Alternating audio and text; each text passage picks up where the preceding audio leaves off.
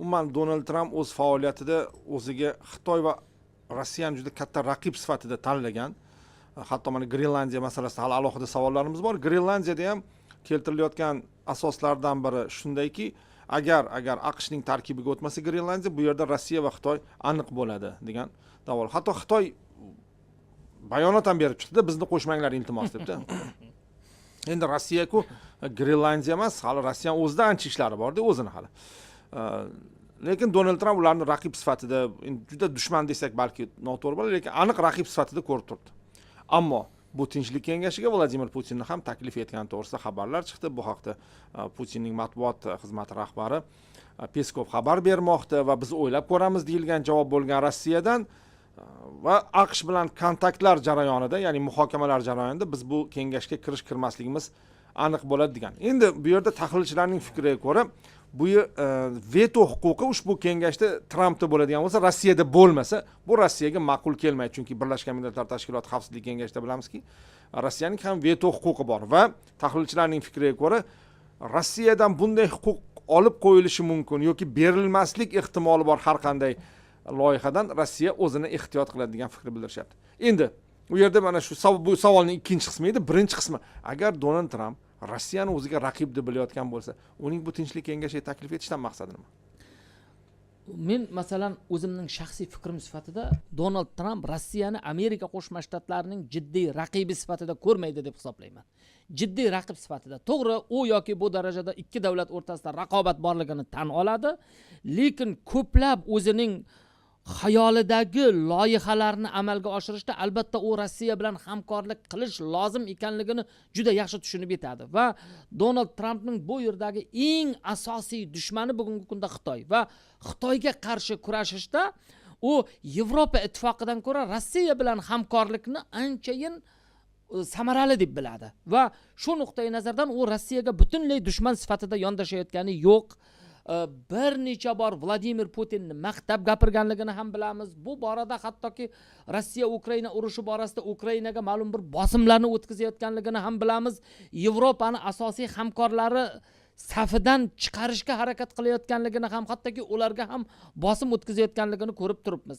Lekin to'g'ri ko'plab sanksiyalarning qabul qilinishi bu Donald Trampning noiloj ravishda, demak, ularni imzolaganligi, chunki Amerika Qo'shma Shtatlarining establishmenti bugungi kunda Rossiyaga qarshi jiddiy, demak, munosabatda, ya'ni jiddiy salbiy munosabatda va bu jiddiy salbiy munosabatdan Donald Trump o'zini himoya qila olmaydigan holatlari ham bor. Shu nuqtai nazardan olib qaraydigan bo'lsak, Rossiyaga munosabati Donald Trampniki aksariyat holatlarda ijobiy bo'lgan. Bu nafaqat Ukraina mojarosi masalasida, balki juda katta loyihalarni aytib o'tdim. Oddiy bir so'z bilan aytadigan bo'lsak, Rossiyada bugungi kunda dunyo iqtisodiyoti uchun juda katta resurslar joylashganligini Donald Trump juda yaxshi biladi va bu resurslardan Amerika Qo'shma Shtatlari foydalanishi lozimligini ham juda yaxshi anglab yetgan Donald Trump. Shuning uchun ham u Rossiyani mana bunday kengashlarga taklif qilishdan o'zini tiyayotgani yo'q. Vladimir Putinni Ankorajda juda dabdaba bilan kutib olganligini ham bilamiz. Telefon so'zlashuvlari, ya'ni bo'lib turganligini ham juda yaxshi bilamiz. Rossiya bilan hozirgi kungacha aloqalarni uzmayotganligini ham juda yaxshi bilamiz. Ya'ni doimiy muzokaralar bo'lib turibdi. Ya'ni Rossiya tomonidan Kirill Dmitriyev va u tomondan, demak, o'sha Steve Witkofflar o'rtasida jiddiy, demak, suhbatlar bo'lib turibdi va bundan jiddiy xulosa qiladigan bo'lsak, kelajakda Xitoy bilan bo'ladigan nizo deymizmi, raqobat deymizmi, hattoki ehtimolli urush deymizmi, bunday sharoitda Amerika Qo'shma Shtatlari Rossiyani o'zining dushmani emas, balki hamkori sifatida ko'rishga bugungi kunda tayyor va bu garchi ko'plab Amerika establishmentining siyosiy irodasini ko'rsatib bermasa-da, Donald Trampning tafakkurida mana shunday holat. Shuning uchun ham Donald Trump o'zining siyosiy faoliyatida Rossiyaga aksariyat holatda do'stona munosabatda, do'stona bo'lmasa-da, yumshoq dushmanona siyosat, buni yumshoq siyosat deymiz-da, ya'ni biz Rossiyani albatta tiyib qo'yamiz deydi-yu, lekin unga amaliy faoliyatga kelganda ancha yumshoqlik bilan munosabatda bo'layotganligini ko'rishimiz mumkin.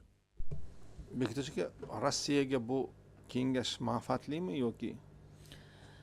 Rossiyaga bugungi kunda ajralib izolyatsiyada qolayotgan Rossiya uchun har qanday kengash manfaatli. Qayerga chaqirsa borishga tayyor Rossiya. Chunki bugun Rossiya juda ajralib qolgan. O'zi ko'p joyga chaqirishmayapti. Ko'p joyga chaqirishmayapti. Agar bunga albatta chaqirsa tayyor borishga. Lekin bilasizmi, bu yoki nima deydi, haligi to'yga borgandan keyin alohida bir izzat, hurmat bilan kutib olinishini xohlaydigan mehmonga o'xshaydi-da Rossiya. Ya'ni uni G'azo bo'yicha kengashga chaqiryaptimi? O'rnimiz bo'lsin, bizning ham ovozimiz bo'lsin.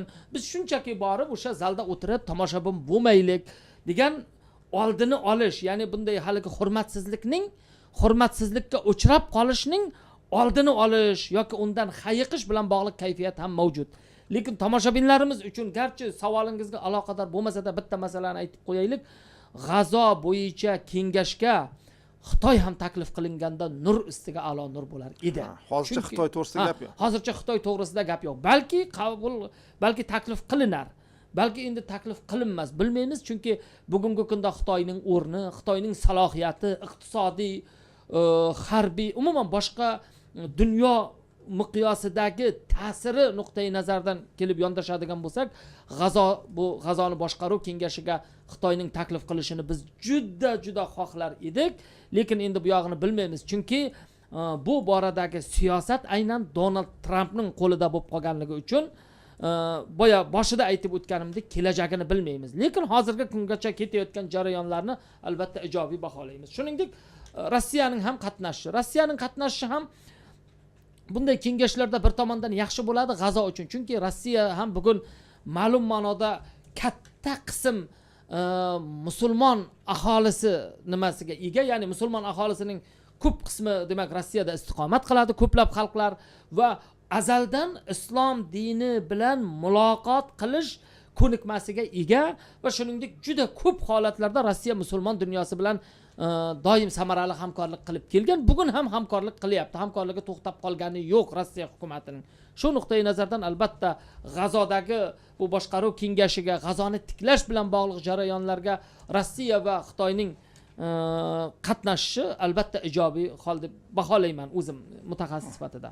Bekitishga yana g'arb mamlakatlaridan har xil xabarlar kelyapti, ba'zi birlar rozi bo'lmayotgani to'g'risida. Rozi bo'lmasligining sababi shundaki, ular Amerika Qo'shma Shtatlarining bu yerda asosiy tashabbuskor ekanligi ko'pchilikni qoniqtirmaydi. Endi Yevropani bu nega qoniqtirmayapti? Doim shunaqa bo'lib kelganki, ular uchun kerak bo'lsa gapni ham AQSh gapirgan. Endi lekin bugunga kelib albatta bularning fikri, bularning dunyoqarashi umuman boshqacha. Masalan, Germaniyani oladigan bo'lsak, Germaniya deklarativ jihatdan juda past ovozda aytadi doim Falastin degan davlat bo'lishi lozimligini past ovozda aytadi, lekin baland ovozda biz har doim Isroilning do'sti bo'lib kelganmiz va bundan keyin ham Isroilning do'sti bo'lib qolamiz deydi. Bu birinchisi. Ikkinchidan, bugungi G'azoni qayta qurish va G'azoni boshqarish bilan bog'liq Amerika Qo'shma Shtatlari tomonidan ilgari surilayotgan ko'pchilik tashabbuslar Isroilga ma'qul emas. Isroilga ma'qul emasligi fonida Yevropaning ba'zi davlatlariga ham ma'qul emas.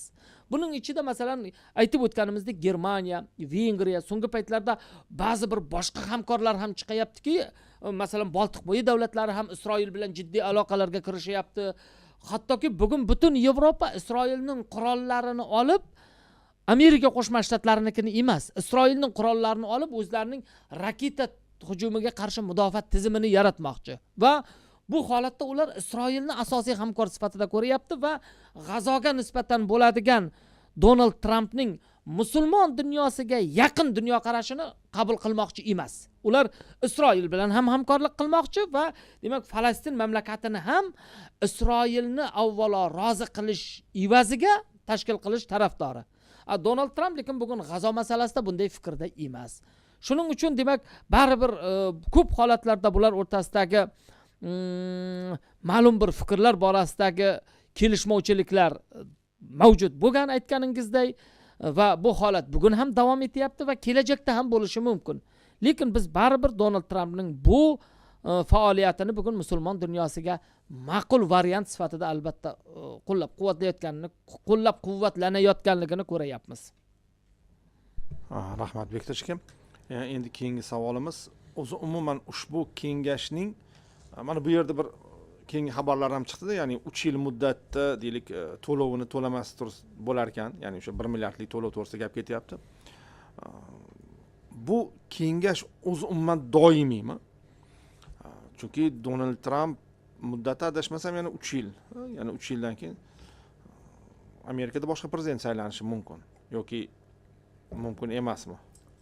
Mumkin, albatta. Men aytmoqchi bo'lganim, qonunchilik o'zgaryaptimi AQShda demoqchiman. Yo'q, bu borada hali qonunchilik borasida Donald Tramp Amerikaning ichki siyosati, saylov qonunchiligiga hali o'zgartirish kiritish yoki ichki siyosatda qandaydir bir o'zgartirish qila olish salohiyatiga ega bo'lgani yo'q. Donald Tramp faqatgina tashqi siyosat bilan band hozircha.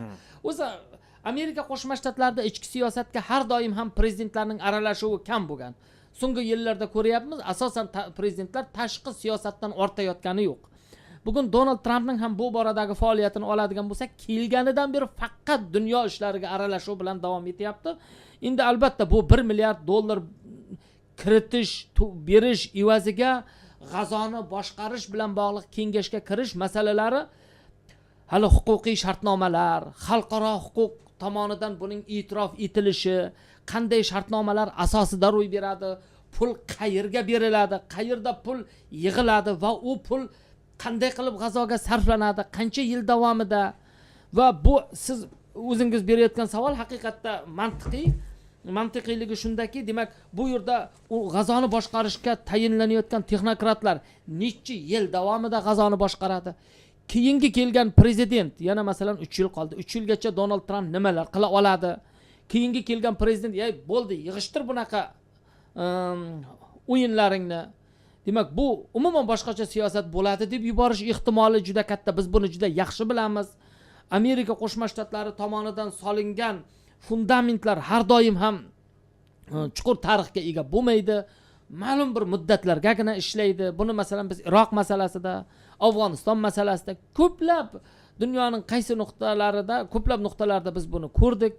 Lekin biz umid qilamizki, bu yerdagi masala uning formati qanday bo'lishidan qat'iy nazar G'azoning suvereniteti saqlab qolinsa, Falastin tarkibidagi birinchisi, ikkinchisi jafokash g'azoliklarning hayoti albatta yaxshilansa, ular Isroil tomonidan bo'ladigan turli xil tajovuzlardan ozod bo'lsa.